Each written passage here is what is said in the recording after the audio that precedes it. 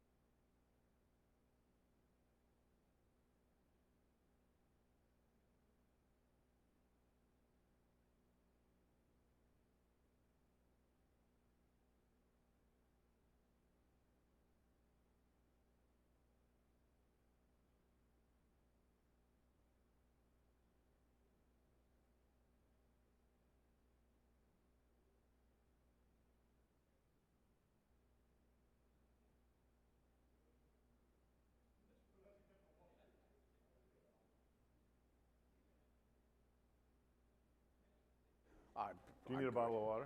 No, I'm good. Line of Coke? Do you need anything? I'm good. I'll just go right here. You go there, let Cory, he's our guest of honor. Oi. So Oi. what were you doing in the area? Steve, he's here for this. Yeah. Good evening, and welcome to you joining us in person and those of you joining us via streaming to Congregation Lador Vador's Community Program Series. I'm Brian Land, President of Congregation Lador Vador. For those of you joining us virtually and not familiar with our temple, Congregation Lador Vador is a Reformed synagogue located here in Oyster Bay. We are presenting the Community Program Series so we can be more than just a religious institution in Oyster Bay. We hope to be a beacon of light and education to our entire community, not just the Jewish community. Before commencing tonight's discussion, just a few quick announcements about upcoming events in our Community Program Series and other events here at the temple in chronological order, so you can place them on your calendars. In the coming weeks, we're going to be doing a Thanksgiving concert with our cantor and Malaki Canfer, and that's on November 22nd. The following week, we have a jazz trio named Yana House Jazz Trio. And if you haven't heard of them like I did, look them up. They're pretty amazing if you like jazz. On December 6th, in the spirit of the holiday season, the rabbi will be doing conversation with the director of homelessness and housing and discussing the issue of homelessness and its origins and what more can be done. As members of the community, we support vigorously the local food pantry here in town and the hungry and the homeless here in our own community. So it's of particular importance, and I urge you all to attend that event and find out how you can help make a difference in our own community. Saturday, January 21st, we're going to be bringing Broadway to the Bay we're bringing 5 of Broadway's brightest stars who have had leads in the top shows on Broadway to come here and perform their show-stopping numbers for us. It's going to be a special night. And finally, we have 2 more exciting programs on the spring calendar with Steve Israel. March 14th, we have columnist Catherine Stewart, who will be in conversation with Steve. And finally, in April, Steve will be joined by Ryan Priebus, the former President Trump's chief of staff. Both events will be fascinating and not to be missed. We hope you can join us all for these events and many others coming up. All of you are welcome. And now to bring this back to the present. Tonight we are pleased to present to you in conjunction with Cornell University and the Institute of Politics and Global Affairs the first program in a series of 4 entitled, Is Bipartisanship Possible? What does the future of governing look like after the midterms? And what is a day like in the life of a senator and congressman? As our guest tonight, we are featuring former United States Congressman Steve Israel, former United States Senator from Colorado, Cory Gardner, and our esteemed moderator, Lane Filler. Before we begin the discussion, let me say a few words about each of our guests tonight and our moderator. First, our moderator. Lane has been a journalist for 25 years and has served on the Newsday editorial board for 12 years. Before that, he worked at numerous papers in South Carolina and Pennsylvania, and he won more awards than one might expect. Covered elections at every level of government, often humorous, occasionally on purpose.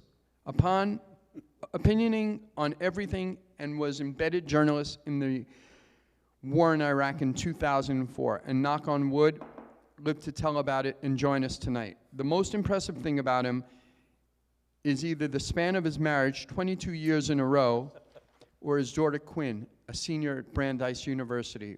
Most importantly in this is not so fun world right now, he's a fun guy. Steve Israel left Capitol Hill, as he said, unindicted and undefeated, to pursue a career as a writer. In addition to writing 2 critically acclaimed novels and satires of Washington, he heads a nonpartisan Cornell University Institute of Politics and Global Affairs in New York City, who obviously we're proud to partner with here at the Temple. Steve was a member of Congress for 16 years and represented the 2nd and 3rd congressional districts on Long Island. He left in 2017, having served as House Democrats' chief political strategist between 2011 and 2015 as chair of the Democratic Congressional Campaign Committee. President Bill Clinton called him one of the most thoughtful members of Congress, which Israel states isn't really saying much at all. Israel is a regular political commentator on NBC. His insights appear regularly in the New York Times, the Atlantic magazine, as well as the Washington Post and Wall Street Journal. And Newsday. And Newsday, thank you. He was profiled on HBO's Last Week Tonight with John Oliver and appeared on CBS's 60 Minutes as well. Israel is currently the director of the Nonpartisan Institute of Politics and Global Affairs at Cornell, and the only academically based institute of politics in New York City metropolitan area. Its mission, which he's fulfilling tonight, is to raise the discourse and deeper understanding of political issues and geopolitics. Finally, I'm pleased to announce that Steve is a resident of Oyster Bay and is a proud owner of the Theater's Bookstore here in town, which is the culmination of a lifelong dream of Steve's to own a bookstore. He opened the bookstore over a year ago, and it's an amazing place that I urge you all to visit. He has great books, great speakers, and what's better than a great book on a cool autumn night? Support theaters and support our local community. Our second guest tonight is former United States Senator from Colorado, Cory Gardner.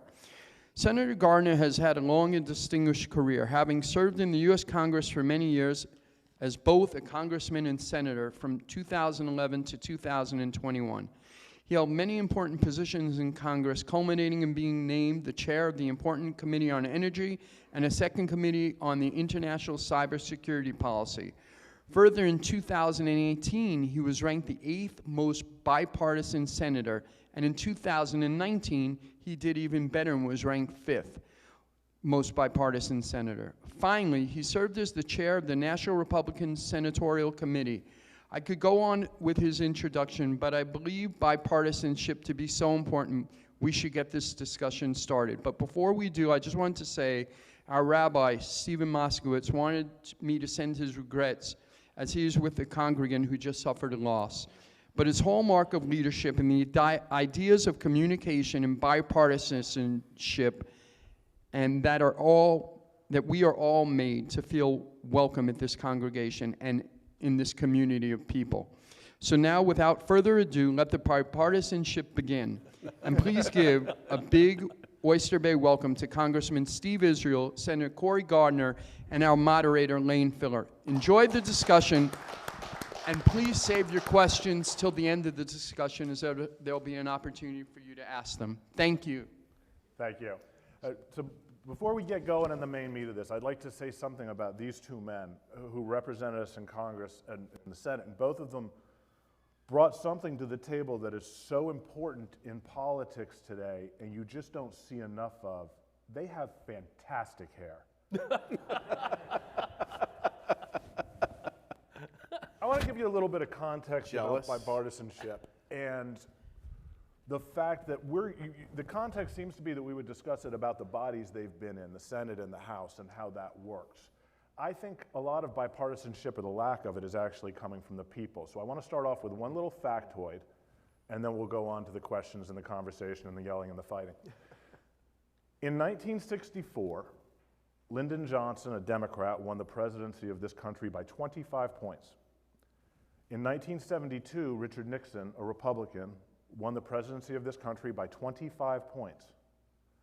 In 8 years, over a span of 8 years, 50% of the voters in this country were willing to go for A or B, one or the other. And I think that's the context for everything we're going to talk about. You can only lead people where they want to go. So that being the case, start with you, Cory, because you're the guest. And it's my sense that I think the public might often feel that bipartisanship is being killed by the opposition you get from the other party. In reality, he was talking about how bipartisan you are in Senate, but you ain't in the Senate anymore. And for the most part, I think what's killing bipartisanship are the left flanks of the Democratic Party and the right flank of the Republican Party. So talk about that a little, if you would. Yeah, well, first of all, thanks for having me here, Steve, and Lane, thank you for the opportunity. Yeah, look, I remember when I was in the state legislature in Colorado. I served in the state legislature back from 2005 to 2010 timeframe. I was the minority whip, and when you're the minority whip, all you have to do is when you lose, you just have to lose together. So it was a pretty easy job to do. But you know, I remember one time I had sent out a letter to my district, and at the time, I can't remember now how big the district was, how many constituents, and maybe it was 60,000 people or so in the House district at the time, or 70,000. And I sent this letter, and I talked about the work that I had done with Democrats on I think we had a clean energy bill, a renewable energy bill, or ethanol, I think it was, a clean fuels bill, a couple of other things that we had been working on. And I remember very vividly a letter that I got back from a handwritten letter that basically said, and I think it said this to the word, I didn't vote for you to work with Democrats. and I remember getting this letter and I thought, wow. They took the time to write back. It meant that much to them, and they were obviously offended by a letter that I had sent that was actually doing good things for their community, that was helping the farmers that were living in this person's community, that was helping the economy in this person's community. And so to kind of extend the comments that you made, Lane, in the question, there is a concern that our communities are driving further and further apart, and that's reflected in their vote and who they want. They didn't want somebody who was there to actually turn around and brag about working with Democrats or maybe working with Republicans, as the case may be. They wanted them to work for the party and the principles that they went to their precinct committee meeting with and their state convention with, and that's all they wanted to work with, was that universe. And I do think that's a challenge that is real. And something Cory doesn't always share about that anecdote is the letter about not voting for him to work for Democrats was from his mother. That's right, that's right. She It's sent an a lot ugly of them, business politics. That's Yeah. right, sent several. Misspelled my name, but it was okay. Yeah. Steve, talk a little bit about what you've seen on the flanks. Yeah, it's... And we may come back to this again and Sure. again, because I think it's at the core of what we're talking about. Well, first, let me thank my friend Cory Gardner for coming in from Colorado this evening and joining with us. We served together in the House, and then He achieved what I could not. He went to the Senate. He went to the big time and did a remarkable job. Cory chaired the Republican Senate Campaign Committee. I chaired the Democratic Congressional Campaign Committee. So we're like two retired football coaches on opposite, ends of the field, kind of commiserating. All of the gray, you mentioned hair, all of his gray hairs and my gray hairs sprung up when we chaired our respective committees. Lane, thank you. And to the Cornell community on Long Island, New York City, and Ithaca, and around the world. This is a global event. Thank you for tuning in. Lane, I got to Congress in 2000. I ran in 2000 on the pledge to be bipartisan. My predecessor was Rick Lazio, who was winning his district comfortably in the high 60s, low 70%, and was a moderate who worked both sides. And so when I ran, I pledged to work both sides of the aisle. By the time I completed my career in the House of Representatives, I was getting not booed, but I could tell that my crowds were uncomfortable with my talking about working with the other side of the aisle. My own district had become more polarized.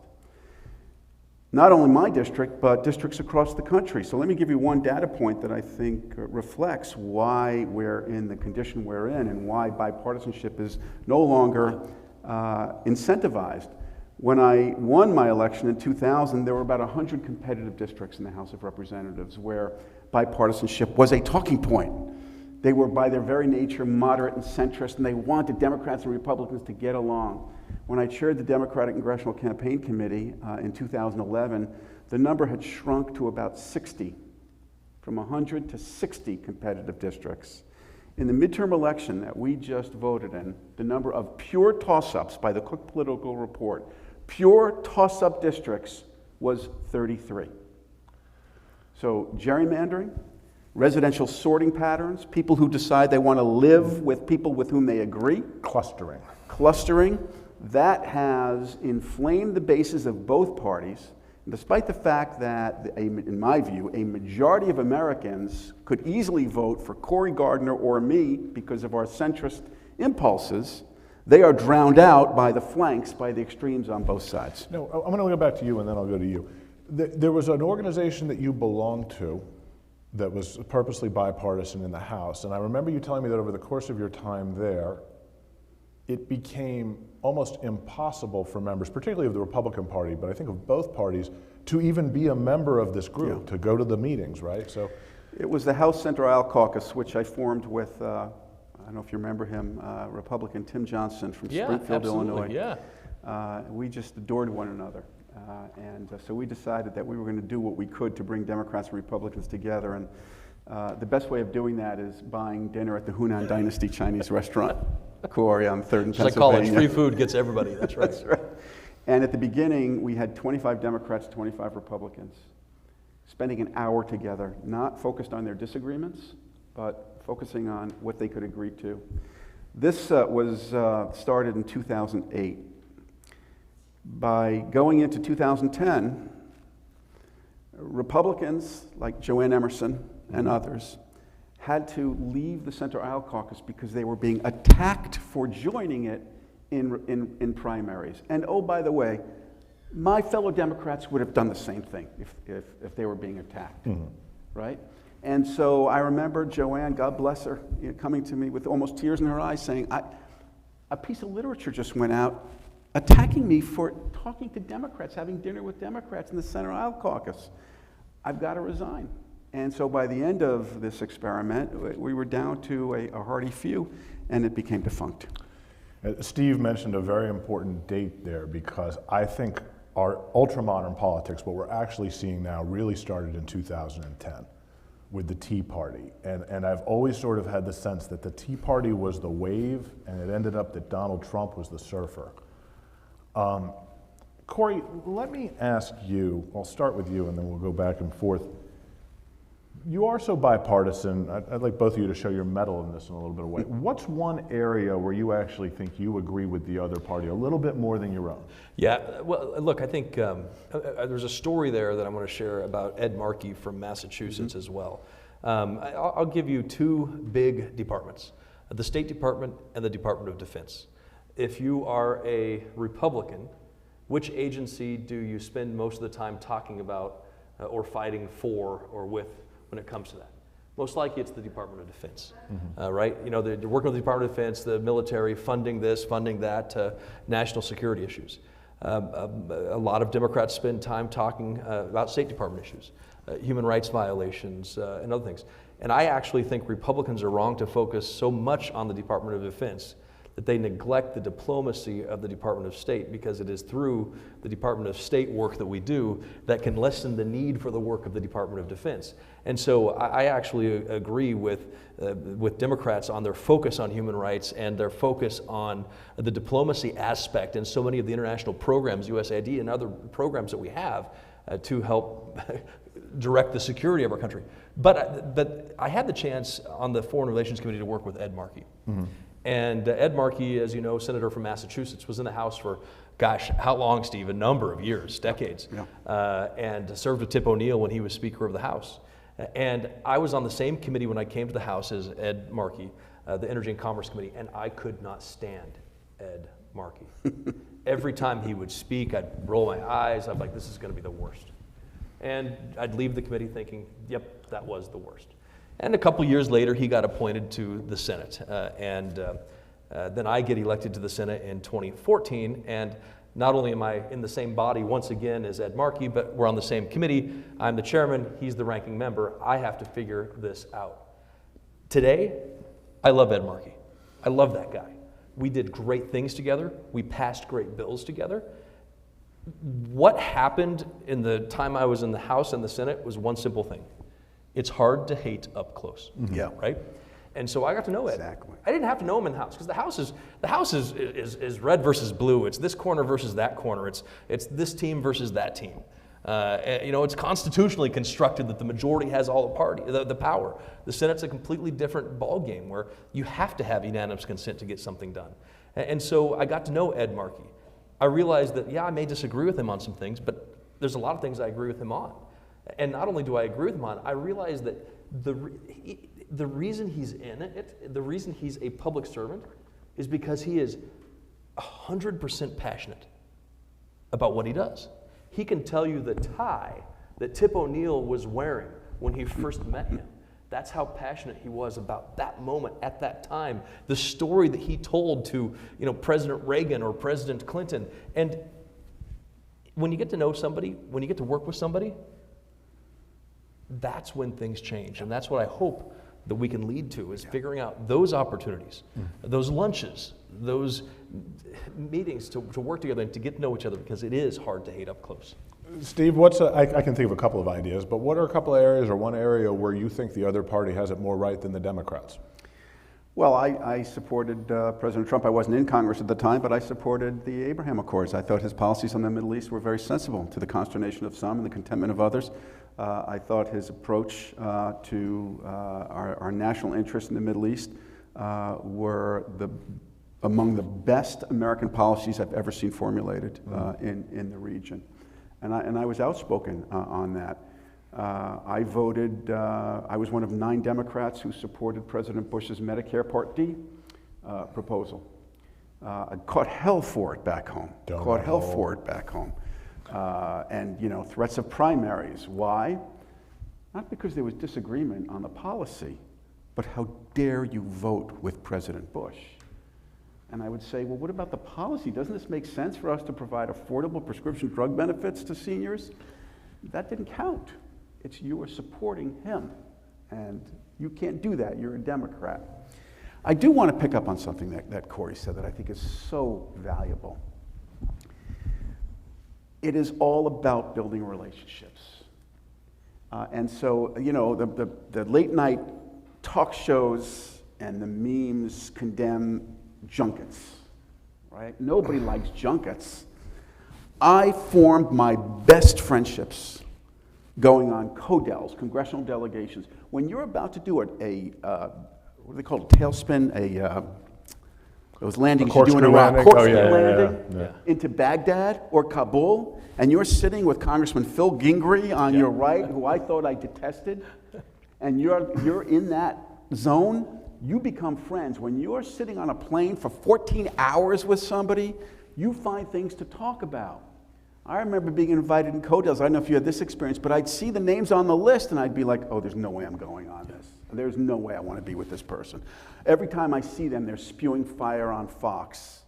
Well, yes, because that's what they needed to do on Fox. But when you're sitting with that person, you realize we're just fellow Americans. We just have different views on where we want to go, but we're in this together. So spending that time on Codell's, there used to be a time when members didn't go home on weekends. They would socialize on weekends.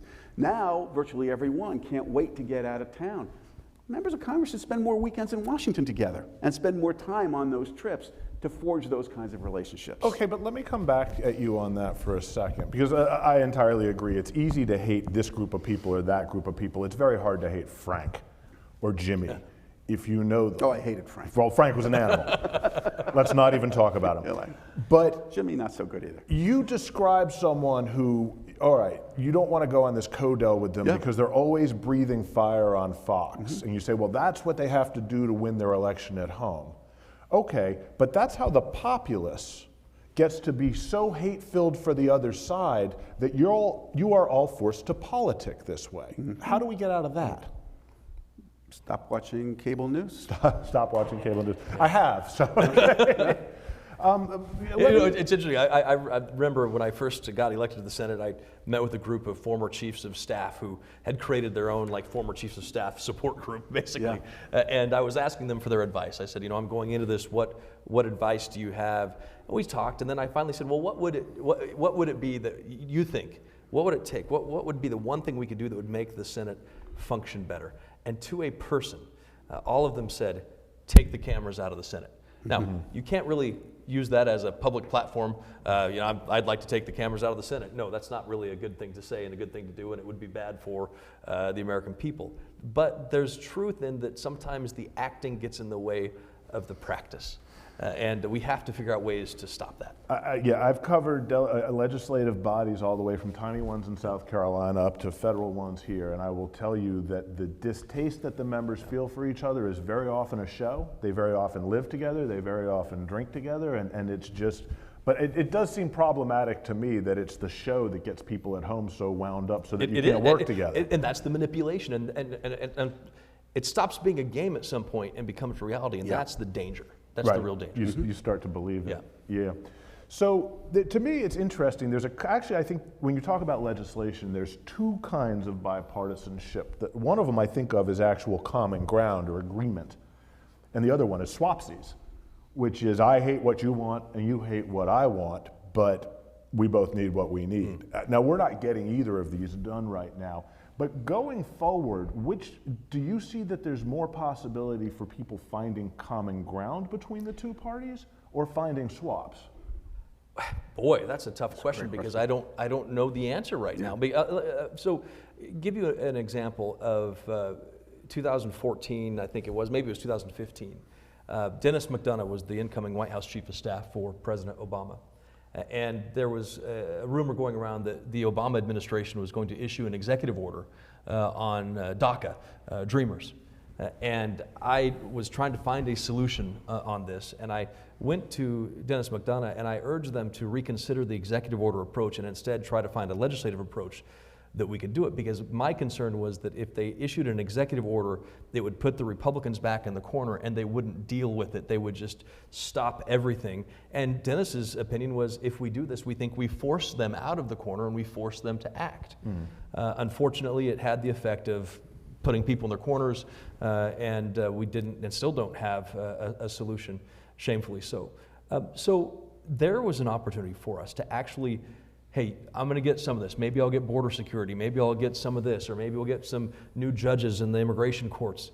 But you're going to get this on DACA. You're going to get this on deferred immigration. That was the give and take. I think that's what you're talking about, right? Right. And instead, we have nothing. Now, you go back. I went back and I campaigned, and I remember Republicans getting in my face. Why are you for amnesty? And amnesty became the blanket word for talking about some kind of a negotiation on immigration. It didn't matter what that negotiation was. It was amnesty, period. And so, to answer your question, I don't know, because you try to make a deal so that you can get something that is a victory that you think your supporters would feel and see. I don't know if they would support you if you gave other things that they didn't like. Immigration's a fantastic example because on both sides, the Democrats absolutely want DACA, amnesty, this sort of thing. The Republicans have always wanted more border security, and as far as I know, 80% of both bodies are actually willing to give the other thing to You're get. exactly You've right. had 69 senators. Yeah. You've had, there's no problem with comprehensive immigration reform, except that we somehow can't pass it. Steve, but between those different ways of doing business, what do you think has more power right now? The ability to trade things off, or is there any actual common ground? So I had the privilege of being on the Appropriations Committee, which was considered to be one of the most important committees in the House. Why? Because we wrote the checks. You could be an authorizer. You can be on the Armed Services Committee and write press releases about the Defense Department, but This is the first time in history an authorizer and an appropriator have gotten along. I'm Yeah, just saying that's right right. now. But the appropriator decided who gets what when. And that was an extraordinarily bipartisan committee. Why? Because I could sit in my chair on the Appropriations Committee and lean over to a member from, I don't think there were any members from Colorado, I'm sure maybe there were, but I could work out a deal with a congressman or a congresswoman from Alabama and say, look, Long Island just got walloped by Sandy. I gotta find $150 million in this bill. Tell me what you need. And every member of Congress needs something. So it was the swap. It was civil and productive, but then we did something really foolish. We banned earmarks. One of the dumbest things that was ever done. Sounds great, right? We're not doing these evil earmarks. Well, earmarks was the glue that brought Democrats and Republicans together. We could figure out what our districts needed as the local representatives and support what their districts needed, and these bills would go to the floor and get significant support. When we banned earmarks, it all fell apart. Luckily, both parties have agreed since then to restore those earmarks, and the Appropriations Committee is again bipartisan. And it's almost like, as someone in the media who wrote against earmarks many times and then somewhat missed them in a way, I think the misunderstanding was we thought that was money for projects that were supposed to have import, and we didn't realize it was simply the grease that lubricated the wheels of, and it's not that much money. This is a country that loses a couple $1 trillion under the couch cushions. And so, but then what happens is when you have the earmarks, some of them are so dumb, whether it's a bridge to nowhere, that you have to attack it. I think the problem is no matter what system you have, it's people. It's people doing things how they do them. So I want to ask one more question like this, and then I think people are probably going to want us to be more forward-looking and talk about what can happen in the upcoming Congress. And I'll start with Cory again. I haven't been able to think of a significant bipartisan deal that's been made during your career, almost since, I don't even know how far you go back, but what to you is your proudest moment in the House or Senate? Yeah, gosh, there were actually some very significant measures that we passed in a strong bipartisan basis. The Asia Reassurance Initiative Act was one of the most significant Asia policies that Congress has passed in decades. And that was Ed Markey and I doing that. The Great American Outdoors Act was another great thing that we did together. But perhaps the one that might surprise people, and it's not because of the topic of the bill, I think everybody would agree. We passed legislation, it was my bill, and so when you ask me what my most significant sort of thing that I look at and talk about is the 988 Suicide Prevention Hotline, the National Suicide Prevention Hotline. We created a 988 bill like 911. If somebody is having concerns and they need to talk to somebody, then you can call 988, just like you would if you needed to call the police at 911. Right. But what was challenging there, and I didn't know what would happen, Tammy Baldwin from Wisconsin wanted to include language in the bill that provided support for LGBTQ populations across the country on the 988 bill. And I was concerned that members of my conference might see that language, because it was written in the bill and she had the amendment, and they might try to raise an issue or stop the language because they thought it was inappropriate or they opposed it. And I remember going to some of the members that I thought could raise an issue and talking to them about this language. I said, I told her I would support this language. And I think it's important that we do it, because if you look at the number of suicides in this country, guess what? LGBT community is leading our country in this statistic, and it's sad and horrible, and if we can do something about it, wouldn't that be great? And they all said yes, it would. And so we have specific language in there, and to me that was a sign that, yeah, you know what, you can get things done. Even when you see somebody posturing on an issue that you think they're perhaps on the wrong side of, you can still get things done that make a great difference. Well, and I think if the other people on the other side were in this thing, I would ask them about Cory, and correct me if I'm wrong, but gay and lesbian issues are an area where you've had a tremendous amount of personal and political growth. Yeah, no, absolutely. I mean, Colorado, you think back in Colorado, I was, gosh, probably in, I don't know, maybe high school, maybe junior high, when Colorado passed something called Amendment 2 in the state. You know, that's when a lot of sort of the political changes in Colorado stem from. I was not involved in politics at the time. I was, you know, thinking about junior high football or high school football. But you know, in you know the state house and maybe even in the House, the Senate, the U.S. House at the very beginning, you know, issues of marriage and adoption were still coming up regularly for votes. You know, the more I grew personally. The more I grew relationships. It's hard to hate up close, right? The more you realize, gosh, we got to solve this. We got to fix this. We have to bring solutions and get out of the way. Whether it's adoption or marriage or 988, we got to figure out how to bring people together. Okay, Steve, what do you think your greatest bipartisan triumph was? Well, it was a local issue. It was the Long Island Sound Stewardship Act. I was a Huntington Town councilman along the Long Island Sound. Long Island Sound is a major economic generator and an environmental treasure. It was getting dirtier, filthier, more polluted. I was in the minority at the time. George Bush was president. I went to see the president and said, I need funding for the Long Island Sound. He said, find a Republican co-sponsor and we'll get you there. Worked with Rob Simmons from Connecticut.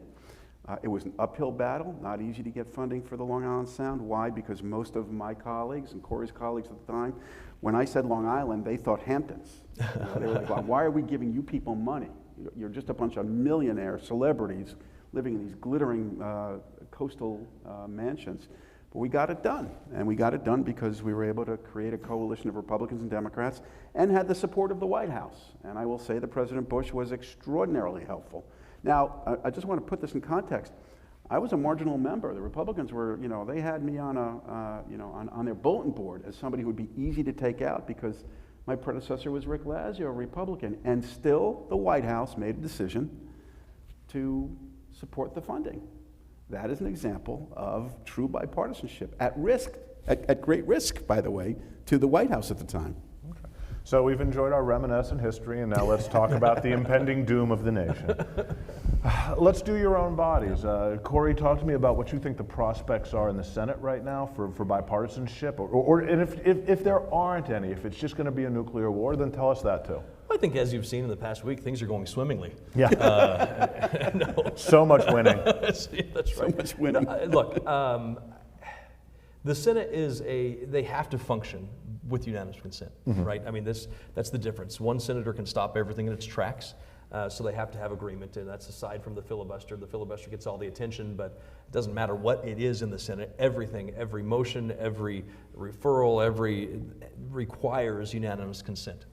So you're going to have something, or else it will just freeze the body in complete and utter chaos and dysfunction. There are things that they do, National Defense Authorization Act, that they'll get done again. It'll be bipartisan. There are issues like debt limit, debt ceiling issues that they will get done. That'll be a struggle in the House, right. But the Senate will get done. Beyond that, I don't know, and I am concerned about what happens next and how they do this. Look, we've reached this point in our country where somehow we have confused tactics and strategies with principles. And what do I mean by that? I mean, you've got, probably on the left too, but on the right you have a series of outside groups and think tanks that grade the members of Congress and give them this grade or that grade. They're an A or an F or 100% or a 0% based on what they decide how they should be voting or what letter they did or didn't sign. Well, so many of the times those are tactics and strategies that somebody's using to achieve a greater principle.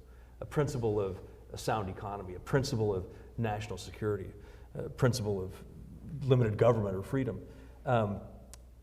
So when you score and grade and judge everybody by their tactics and their strategies, and you can't even discuss the principles, how then is that same Republican supposed to work with a Democrat?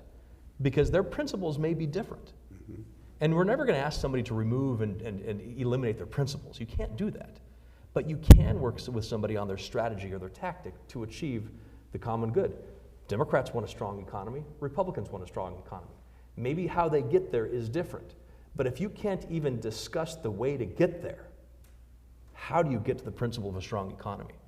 And to me, that's the challenge, is we've got to stop elevating strategies and tactics to the same importance as principles. And how do you think, Mr. McConnell? And so the Senate, I don't know that they can break that yet. Okay. That's what I guess that's my long-winded way of saying I'm afraid that continues. Maybe it's on, I'll speak on the Republican side. That's what I worry about on the Republican side. Mm-hmm. No, it's absolutely. You can make an argument that the only truly substantive piece of legislation that's passed in the last 15 or 20 years has been the Affordable Care Act. That's extraordinary because if you think about when we got in this business, what the problems were, Simpson Bowles, or Social Security, Medicare funding, or global warming. Every problem that was there when we got into this business is still there and worse, and we have 10 new ones. So fix that in the House, my friend. Well, look, Kevin McCarthy will be the speaker. I think that the House comes in, unless something's happened in the past literally 2 hours that I didn't see, I think the House comes in at 214 Democrats, 221 Republicans, one of the smallest majorities in recent history. And so Kevin McCarthy has to thread a needle that is constantly aimed at his back. That's problematic. And I don't have an answer for this, but I do know what the questions are. The question is, does he, every vote now is magnified. He's got to keep 218. He's got to keep his members at 218 to pass a post office bill, a post office naming, or whatever it is, 218. He doesn't have a margin to play with. So where every vote is inflated, does he cater to the Freedom Caucus because he can't exist without them? The problem with that is many of the Republicans who were elected, take Long Island for example, the 4 new Republicans, well three new Republicans, one phenomenal, now I can say this after the election, phenomenal Republican incumbent, Congressman Garbarino, if they're going to vote with the Freedom Caucus, they're not coming back in 2 years. Long Island is a defiantly centrist place. It is not a Marjorie Taylor Greene constituency, it is a Peter King constituency.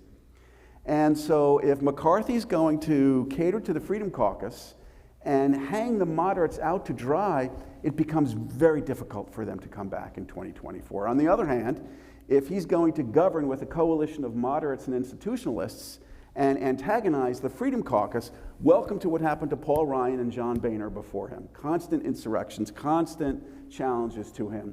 So I don't know what he does.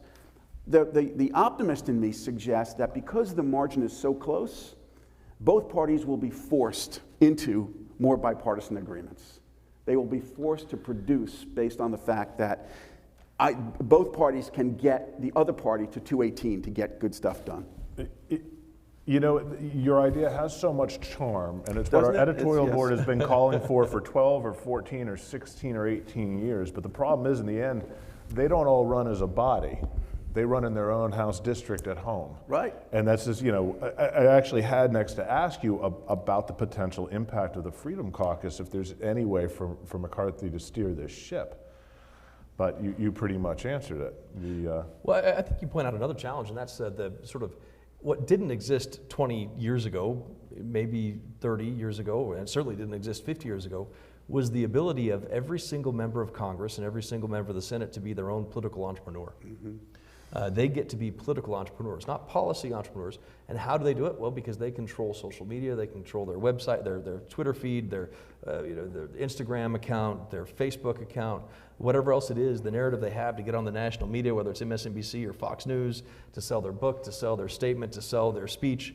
And it's a business. It is a political business. Right. It's the brand. And you have 435 brands in Congress. You have 100 brands in the Senate. And you have some that's very much what their intent is to be. It's not to figure out how they can pass that bill that is the biggest bill in 20 years. It's to, how do I write this book and make this the #1 seller? Because by next week, I'm going to have another book idea. And this brings us... Which, by the way, as long as they sell them at Theodore's books, I'm good. Well, I'm good. and this brings us full circle back around to where we started. If we gerrymander, which we do, but even more so, we live in clusters. That's right. If we live only in communities with like-minded people, we create a situation where these guys absolutely positively have to satisfy the most extreme beliefs of one party, can't be seen to work with the other. And then we watch TV and say, why can't Congress do business? Why can't they get along? And the truth is that we won't let them as voters. So I said that way because my understanding is I'm about 10 minutes late for taking questions from the audience. And 10 minutes late isn't bad for someone like me, but I don't know how we're doing this. We're going to do this by show of hands or yelling I think Brian out. has a mic, or Okay. Emily, and so raise your hand if you have a question. And hey, if you don't have any questions, we can just go back to talking at you. going. We can do this all day. All right. Your closest. There you go. Is this working? Wow. Yeah. Hey, thank you guys for coming in here. It's nice to hear a dose of reality. You guys have been there on the front lines. Appreciate that. In the terms of this divisiveness that's in Congress, nobody up on the stage there mentioned a big word, money. So I guess as a side question to ask you, is it true that congressmen and senators, congresspeople and senators, have to go into a call center one day a week Yeah. with a list of numbers and start calling people like they're selling cheap life insurance and ask for money? Well, it's So more than that's one, right? a side question. But I wonder if you could just both comment generally on the tremendous expense of elections, the tremendous pressure on our politicians to raise money, and then how much that contributes to this your side, my side, can't talk to you.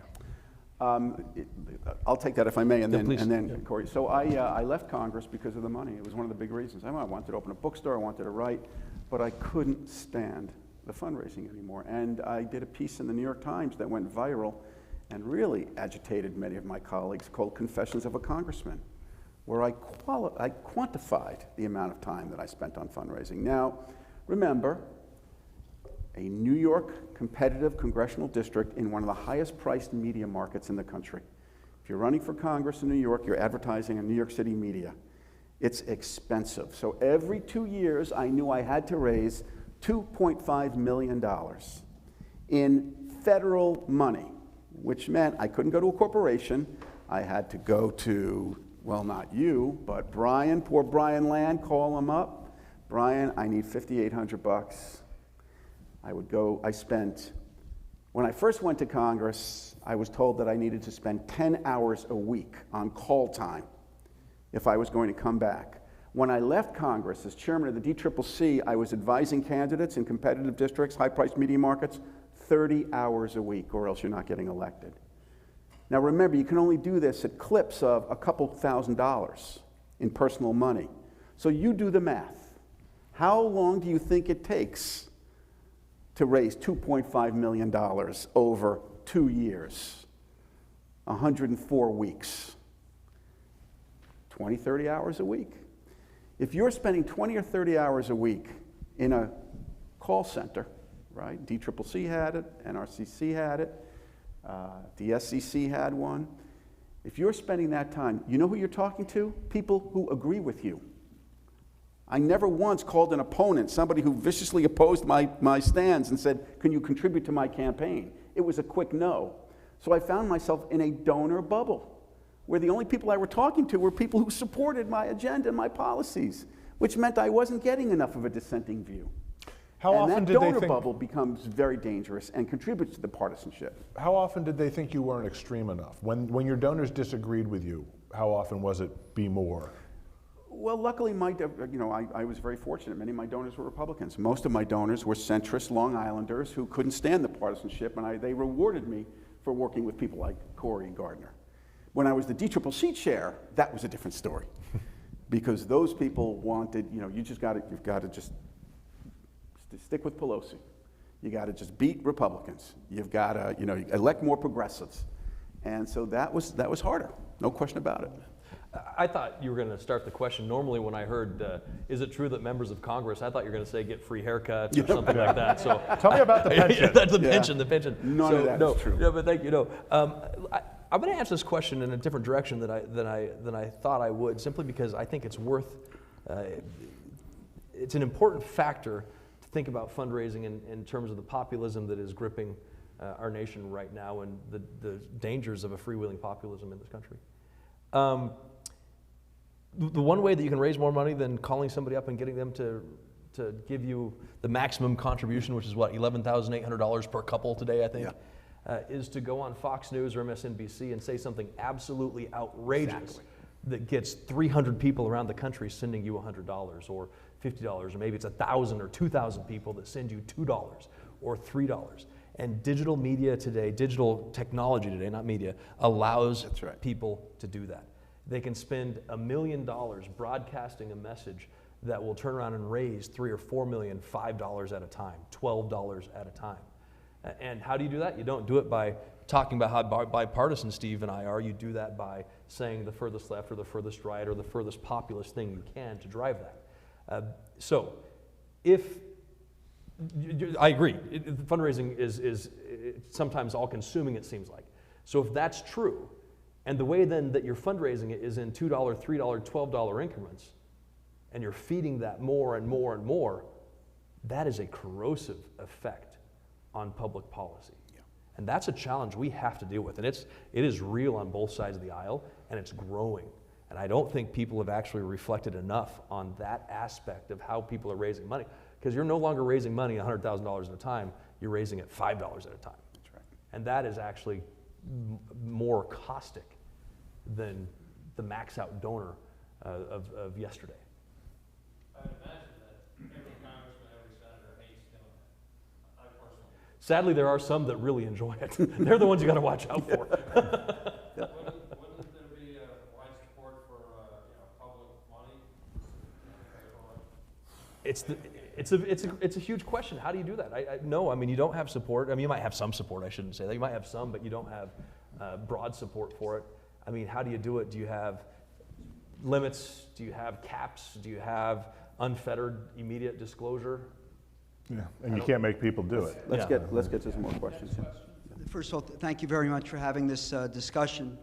You mentioned at the top of the discussion the big swing from Johnson beating his opponent Goldwater to Nixon beating his opponent McGovern. And one thing we didn't have back then was obviously social media. And Senator, you spoke about that a little bit in the last few minutes. Nobody goes on social media to see what are the greatest bipartisan bills and how do we get together. I mean, it has a real, as you were saying, corrosive effect. So I guess my question is, the easy question is, isn't that a big problem? And nobody's in favor of censorship, but the hard question is really what could be done to prevent us from going down this road and from becoming more and more partisan? Because as you said before, Senator, I mean, you can only lead the public so much. Yeah, it's amazing. We have more opportunities than ever to tune into a variety. I mean, how many different satellite television stations can we get? Broadcast channels, websites. How many different Twitter feeds can we get? All of that choice and variety has made us narrower and narrower in our view. And it's just like the exact opposite of what's happening in terms of available information. It's making us actually close in on ourselves. What's the other term I was thinking of when you talked about the clustering? You called it something, but confirmation bias is the other word that I think is bantied about a lot on this. Confirmation bias, where I'm going to read the website that I agree with and that agrees with me. I'm going to watch the TV station and channel that agrees with me and I agree with, and I'm going to do that. And 40 years ago, I once spoke to a high school class and I said, remember when they used to play the Star Spangled Banner at the end of the day when the TV went off? And they're looking at me like, what are you talking about? TVs don't go off. The TVs don't go off now, What's right? a TV? What's a TV? Yeah. And so you have countless information sources on whatever narrow interest it is that you have. And so there's no single basis of American information that you're getting. There's millions of bases of American information you're getting. So there's nothing that's drawing that identity together. And so you can't take it away. You can't stop it. You can't censor it. I mean, the only thing worse than 1,000 censors in San Francisco is 1,000 censors in Washington, D.C. We have to, as a society, figure out how to be able to cipher through this stuff, how to be able to hold people accountable, how to be able to stand people of different viewpoints and listen to them without thinking that they're horrible, horrible, evil people. We might disagree with them, but it is a real challenge that our society has to face, or that trust in institutions that has made this country so strong that is weakening today will continue to crumble. Can I just follow up on that? I think that this is the most important question we face as a democracy is, what are we going to do with this? And is this being weaponized in order to attack democracy? It's not just this, it's cable television. When I left Congress, I was a contract pundit for one major cable network and then went to another major cable network. And I realized that my job was not to impart analysis, it was to keep people viewed to the screen. And the only way I could do that was to scream, was to be a partisan Democrat. I actually was getting invited less and less to those shows because I was told by the bookers, you're just not the kind of dragon we need from the Democrats, right? So understand the business model of Fox News and CNN. Understand why every time when you're watching CNN, constantly it says breaking news, breaking news, breaking news. Think about how that's imparted to you. It says breaking news, flashes, and then the host will say, we have breaking news right after this message. That's the business model. On this, too many Americans are receiving their content by algorithm. It is bias confirmation. They're not receiving news the way we used to receive news from Walter Cronkite. They're receiving news based on algorithm that reinforces their pre-existing views. And that is why I think democracy is in the trouble it's in. When we can figure this out, and when cable television adjusts its business model, we'll be in better shape.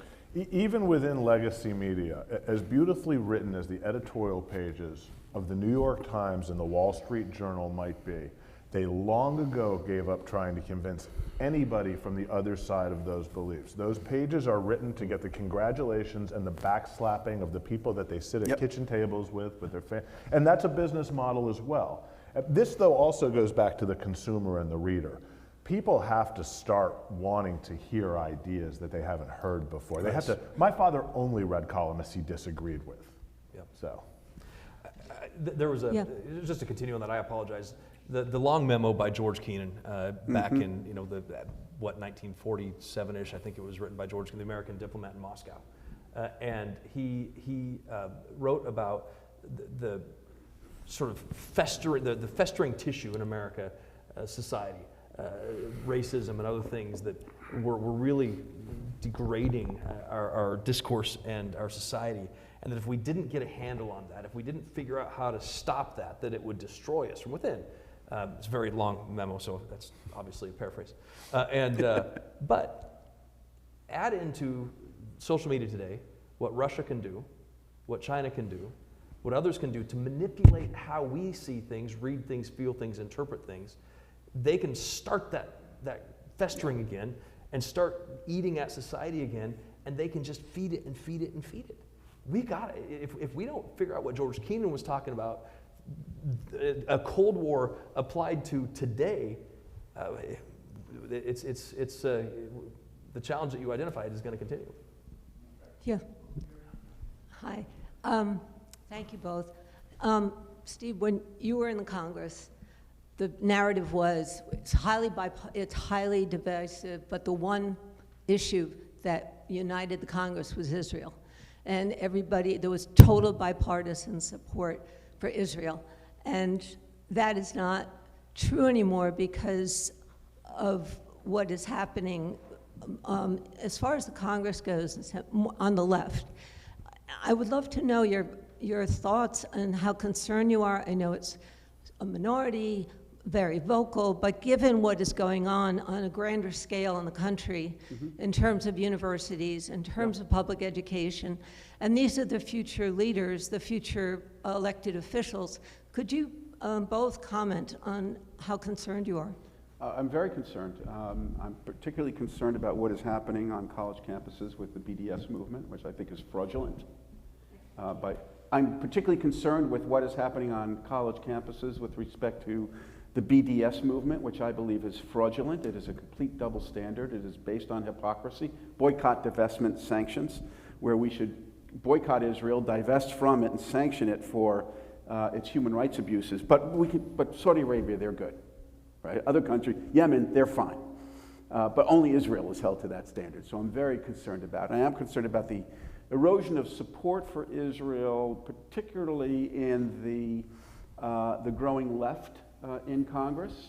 I am comforted by the fact, and this is inside baseball, but I am comforted by the fact that on the key legislative initiatives that Israel depends on, funding the Iron Dome system, the annual appropriations that Israel receives, foreign military financing, and a little bit of economic support funds. On those fundamental issues, there continues to be broad bipartisan support. But on the tweets and the floor statements, I share that concern. One other point on this. I had lunch with Howard Corr in Washington actually several weeks ago. We were there for Rosh Hashanah. President Biden invited us to a Rosh Hashanah reception. And Howard Corr said that there was, I can't remember it was Rashida Tlaib, Congresswoman Rashida Tlaib, a year ago went to the floor and condemned Israel, and he said not one Democrat went to the floor to take her on. But when she did it several weeks ago, dozens of Democrats went to the floor to take her on. So I am heartened by that, but also concerned by some of the excesses that we clearly witness. I had mentioned prior to coming in here, we were in the office, and I was talking about Purim. I had asked, and I was in Israel over Purim one year, and I think it was, the group was with, I think Catherine Cortez Masto was with us, and Gene Hassan from New Hampshire was with us, and a couple of others, but we were at an Iron Dome battery right outside of Ashkelon, I believe it was. And we could hear the joyous voices and the singing taking place in the city while we were at this Iron Dome battery. And I remember sitting there thinking, wow, here we are in 2016, 17, whatever it was, celebrating a holiday that recognizes when Mordecai was alerted by Esther, I believe it was, that Haman was, the Persians were going to try to wipe out the Jews. And we're fighting the same fight, standing by this same piece of equipment today. There is tremendous bipartisan support, and I don't want the media to overplay. Well, first of all, they should overplay those voices who don't support Israel. We need to know who they are. But I don't want them to overplay that there is a rift in Congress about our support for Israel, because there is not. Now, there may be dissonant voices, and we need to have them highlighted and know who they are. But it also is incumbent on members of the House and Senate to act in the best interest of bipartisanship when it comes to Israel. When they see that action that's taken that could actually turn it into a partisan fight, they have to have the courage to say no to it as well.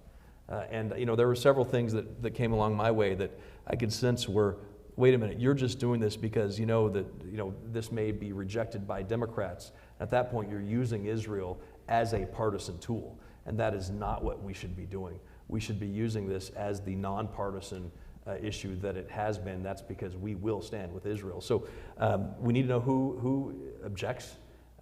We need to know who is with us, but we also have to have members who understand the importance of not even trying to politicize this.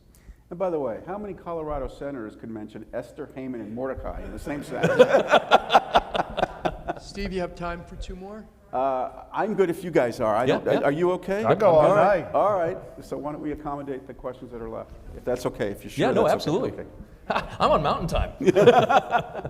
Okay, my question will be very brief. Could you address the issue of dark money? Because you talked about limits for contributions by individuals, but certainly dark money is out there, and that's one issue. The second issue is you talked about algorithms, and clearly, from my perspective, the people who control the platforms, their algorithms are not objective at all. No. So I'd like to know why we can't treat these platforms like the telephone company, where everybody can get up and say whatever they want, and there should be no algorithms whatsoever. So if you could address that. And finally, you talked about strategy and principles. The only time I hear about principles is at the election time, and then they forget about it. It's just empty words. So rule number one is, get reelected.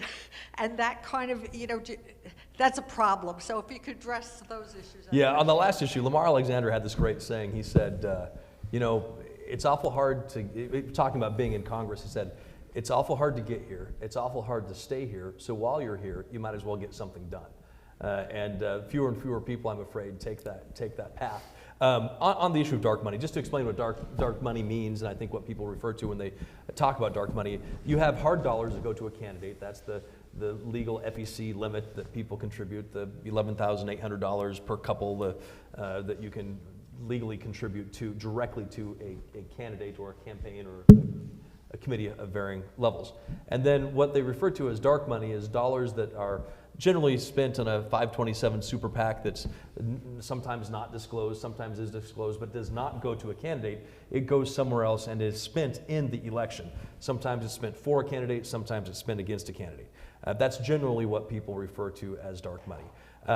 Generally, people only dislike the dark money that is being used against them. Both sides utilize it, both sides benefit from it, both sides regret that it's there. It goes to the very question of how do you address it. It is a matter of speech that people can be involved in supporting or opposing a candidate. We have campaign finance limits that aren't perfect. It certainly leads then to the creation of dark money. For instance, a candidate by law gets the lowest unit rate available when it comes to advertising on television. That means I pay the lowest cost as a candidate to buy that ad in Long Island or Colorado. The outside groups don't get that rate. They have to pay 3 or 4 times the money for that same TV ad. So yeah, I get the money to the candidate, but then there's limits. They're going to hit a ceiling. They can't get any more, and then that super PAC gets it, and then they start spending money. They have to spend 3 times per television commercial, so they have to raise more and more money. So it is a chase.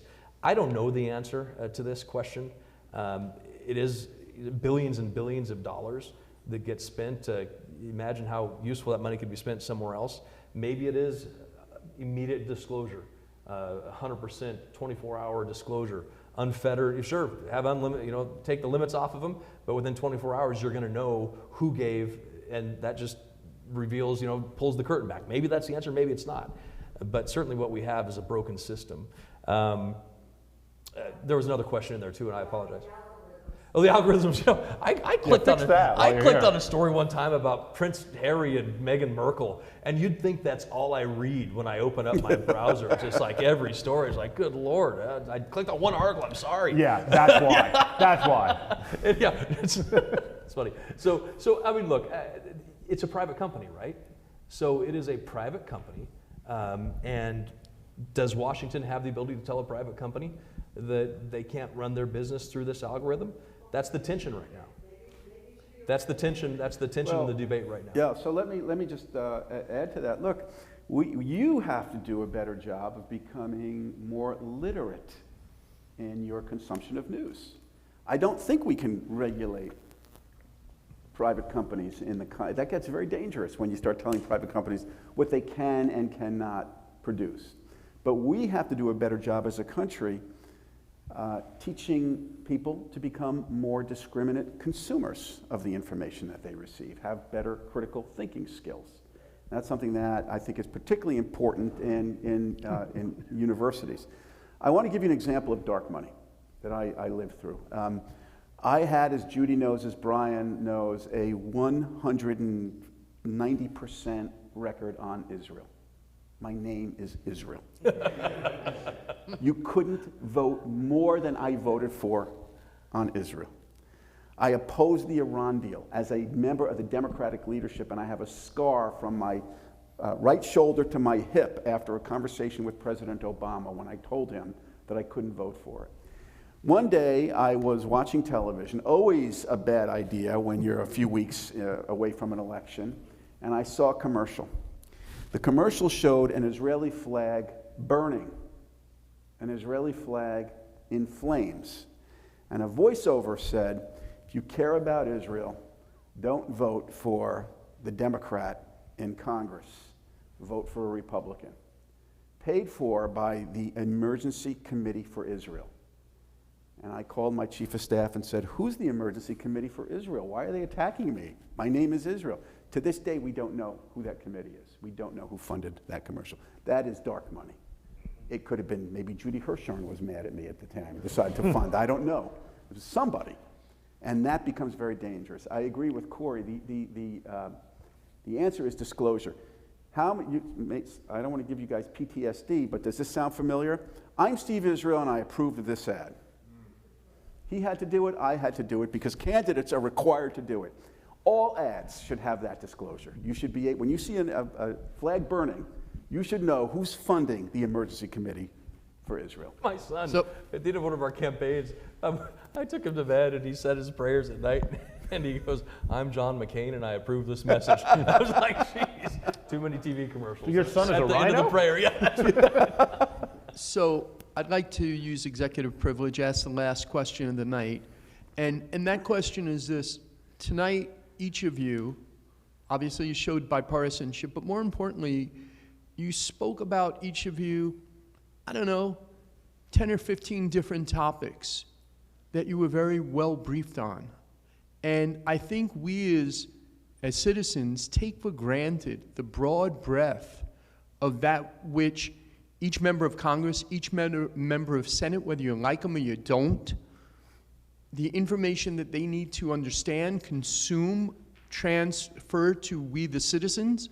And I wonder, as members of Congress and Senate, a typical day and how you go about preparing. You know, I was fortunate one time to spend a day with President Clinton and trailed him from morning to night, and the breadth of topics that he covered in a single day and from one meeting to the next was astonishing, and that he was so well versed in each of them. And yes, you have staffs and all that help you and guide you, but at the end of the day, it's you understanding each of those different topics and being well read and well versed. And tell us how you're doing, and you know, that's something that both parties and both members of the parties, you know, can say that they do something together, that there is this infinite breadth of knowledge and that you bring to our citizens. And you know, you brought it tonight, and I'd like to thank you for it as a concluding statement. You know, you've educated us all, and that's the mission of this and Cornell's Institute, to educate us on bipartisanship, and you've both done an amazing job. So if you can answer that question, we'll call it a night. So thank you both. And Lane as well for the moderation. Yeah, thank you. And Steve, I don't know, maybe this is not the way it was for everybody, but in a state that was purple, you know, trending blue, as a senator, I would, you'd start the day off in the morning at usually a fundraising breakfast, and then you would go into the office early, and you would get briefed by, at least this is the way I did it, you'd get briefed by staff on all the meetings that you were going to be having that day. You'd talk about the issues of the day, you'd try to get more information, you would try to glean what you needed for the next day, and to set the stage for what was going to happen that week. By the morning, maybe you had a committee meeting, depending on what committee you were on. Maybe you had a vote, depending on what was happening on the floor. But odds are you were meeting constituents in 15-minute increments. And so, you know, your staff would take the meeting. Maybe they'd have it for half an hour or 45 minutes, but you were in it for 5 minutes, you were in it for 10 minutes, and you did that. I think I would have, in the height of our March season, when we had the fly-ins, we'd have 30 or 40 meetings a day just with constituents. And then you would have lunch. And lunch for Republicans meant that you had lunch with Republicans. And it goes back to the problem that we had. They used to have lunches together in the Senate dining room, but beginning maybe 10 years ago, now they have lunch together with only Republicans Tuesday, Wednesday, Thursday. And I think the Democrats have lunch with each other. I don't know if they do all 3 days, but it's basically the same. Everybody goes to their corner for lunches. They don't even take that. But you probably had a fundraiser right before you went to that lunch. and then you went back the afternoon. Maybe you had committees, maybe you had votes, but you certainly had meetings with constituents for 5 or 10 minute increments. And then that night, maybe there was a reception that you stopped at. There was probably a fundraiser that you went to as well. And then you got home maybe 9 or 10 o'clock at night, or you were at the office and you did your homework for the next day. That's right. And that's where you got to read all of the briefings that you had asked for that morning and that you didn't get to, and for the committee hearings, bring home the binders and read the committee hearings for your bills, your ideas, the questions you had throughout the day. And that was it. And then you would start the next day doing it all over again. Yeah, the same. I would make two points. One is that I learned that Congress operates very much like a college campus. First of all, Capitol Hill is a campus. Rarely did I go off campus. Yeah. You're in the House office buildings, Senate office buildings, the Capitol, or a few blocks perimeter around the Congress. Secondly, you pick a policy major, and it's defined by your committee assignments. And so my major was national security because I was on the Armed Services Committee and then the Appropriations Subcommittee on Defense.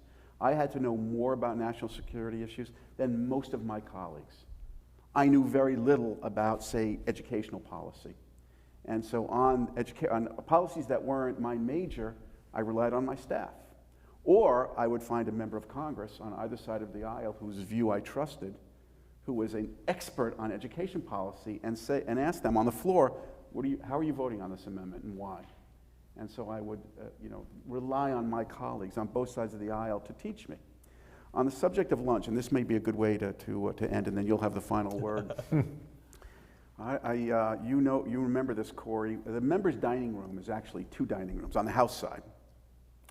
It's 2 dining rooms. There's the dining room where you can bring your constituents and others and show off. It's a beautiful place with horrific food and awful service. Yeah, you don't go there with the food or the service, but the scenery's nice. But the ambiance, I mean, that's where Joe Cannon ordered that every day for eternity there be Navy bean soup, right in that. That's right. Next to it is an obscure room that you would not notice.